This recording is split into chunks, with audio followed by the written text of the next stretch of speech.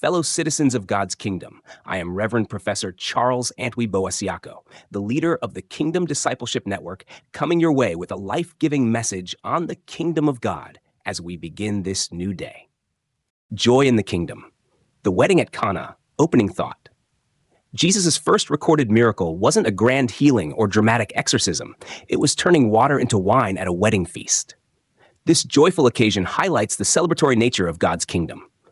Far from being grim or rigid, the kingdom is marked by abundance and delight in God's provision. We see a king who cares about everyday celebrations and rescues us from shame. Illustrative story.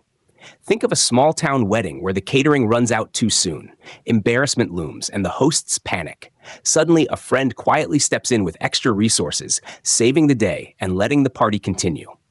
In John 2:11, Jesus does far more than save face.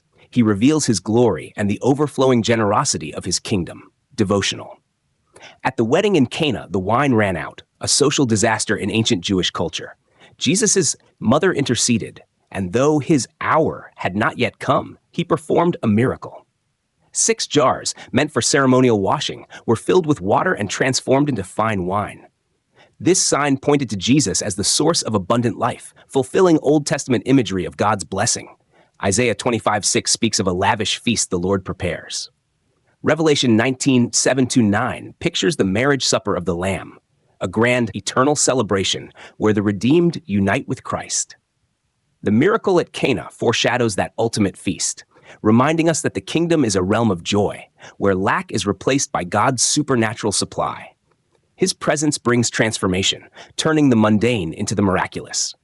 When life's resources run dry, remember, the King specializes in bringing life to barren places. Invite him into your empty jars, trusting his power to overflow with spiritual riches. Let Cana's wonder inspire you to anticipate and partake in the heavenly banquet yet to come. Reflection questions. What areas of your life currently feel empty or depleted, needing Jesus' transforming touch? How does the promise of the ultimate wedding feast encourage you in daily life? Prayer, Lord, thank you for being the God of abundant joy and provision. Transform our emptiness into overflowing blessing.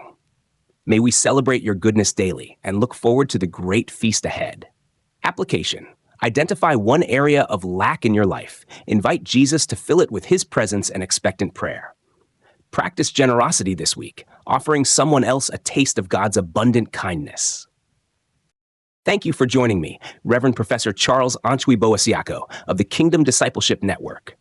May the majesty of God's kingdom guide your every step, fill you with unshakable confidence in your sacred calling, and empower you to stand firm in his eternal victory today.